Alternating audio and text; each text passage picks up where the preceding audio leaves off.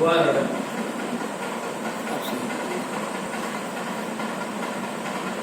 अब सबसे पहले ध्वनि क्या है और वर्ण क्या है। तो सबसे पहले ध्वनि, ध्वनि और वर्ण दोनों एक ही चीज है।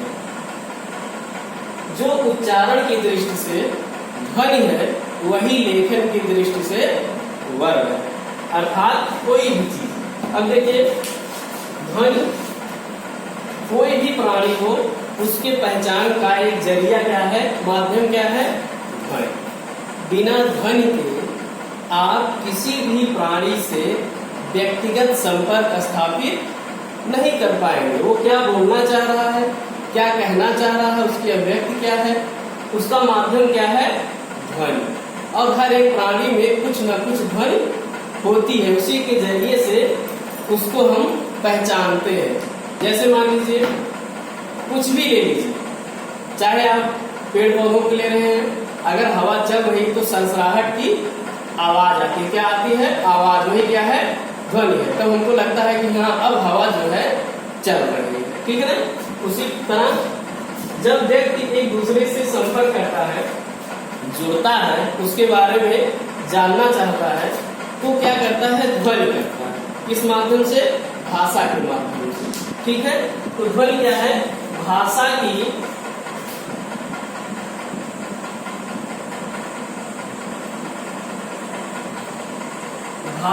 वह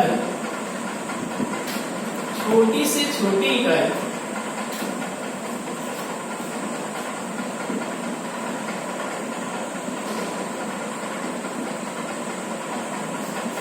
छोटी से छोटी इकाई जिसके और खंड ना किया जा सके।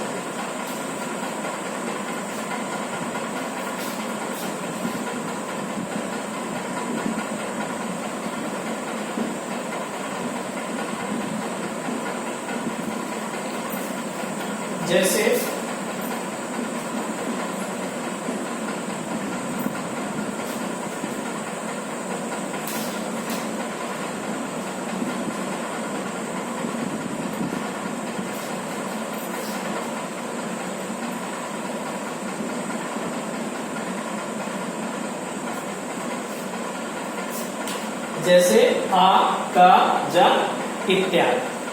अब इन्हीं दोनों से मतलब ये क्या है, ध्वनि। अब ये जब लिख दिया गया आ, का और जा, जब इसको लिख दिया गया तो ये हो गए वर्ण। और जब इसको उच्चारित कर दिया गया, क्या कर दिया गया, उच्चारित। जब इसको उच्चारित कर दिया गया तो ये हो गए ध्वनि, ठीक। कहने मतलब जब जो लेखन के दृष्टि से वर्ण है वही उच्चारण की दृष्टि से ध्वनि, ठीक। अब देखना क्या है,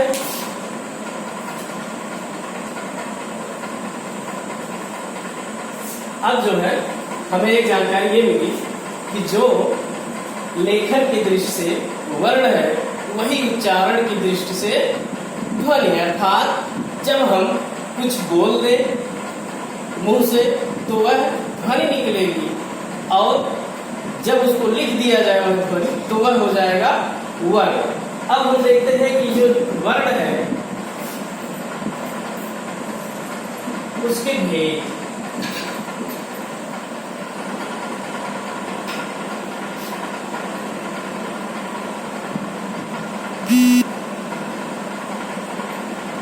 वर्ण के दो भेद होते हैं, एक स्वर और दूसरा व्यंजन। स्वर और व्यंजन। अब हम सबसे पहले पढ़ेंगे किसको, स्वर।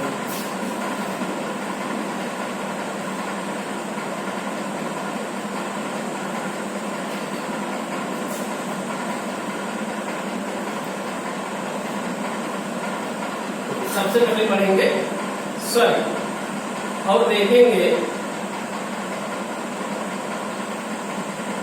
कि स्वर क्या है।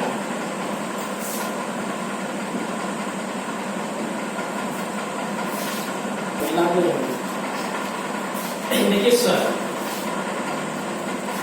स्वर जो है वह वर्ण जो निर्बाध रूप से बोले जा सके, अर्थात बोलते समय या उच्चारण करते समय जिनको और वर्णों की सहायता न लेनी पड़े वो क्या कहलाते हैं?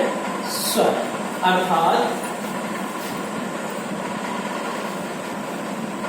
वह वर्ण जिनके उच्चारण में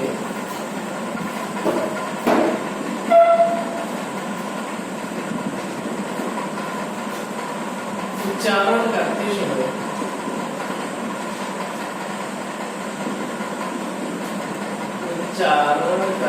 समय वायु मुख से निर्बाध रूप से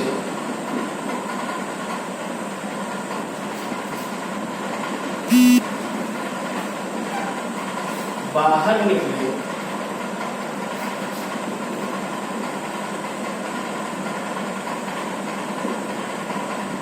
वे स्वर कहलाते हैं।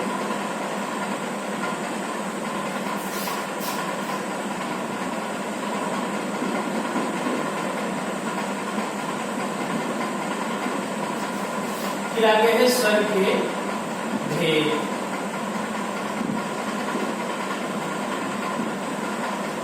अर्थात स्वर कितने प्रकार के होते हैं।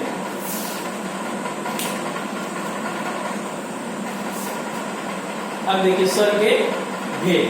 स्वर को दो तरह से आप विभाजित कर सकते हैं। एक बनावट के आधार पर,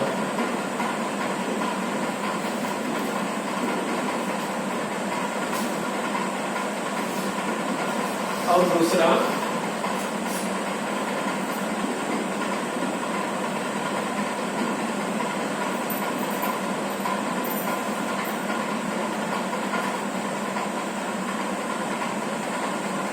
मात्रा के आधार पर।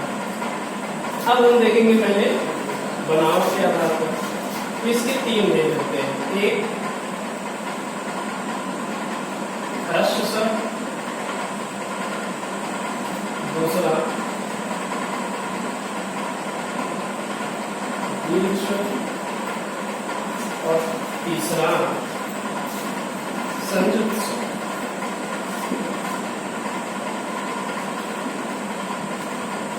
अब इन तीनों में कौन कौन से वर्ण आते हैं इनको देख लीजिए।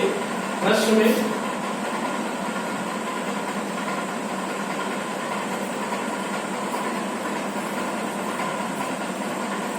छोटा आर, छोटी ई, छोटा ऊ और री। दीर्घ में इसी का दीर्घ बड़ा आ, बड़ी ई, बड़ा ऊ और बड़ी री। अब संयुक्त में आ और ई मिला के ए,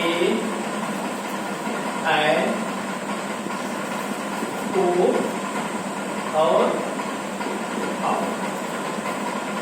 ये हो गए आपके स्वर, वो भी किस आधार पर? बनावट के आधार पर। अब देखते हैं फिर मात्रा के आधार पर। अब देखिए मात्रा के आधार पर स्वर के भेद। इसमें भी तीन भेद हैं और वही पहला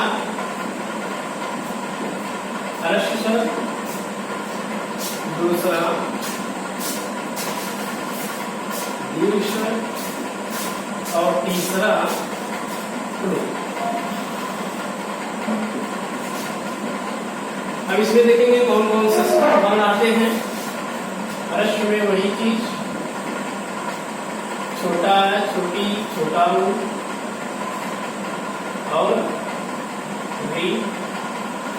दीर्घ में अब इसमें जो है आ, ई, ऊ, ए, ऐ,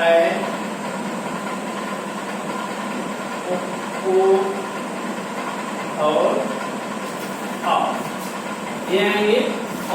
प्लुत में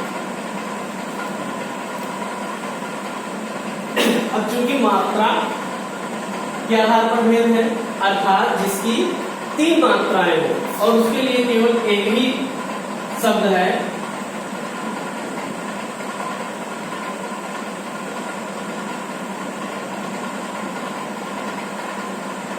ओम।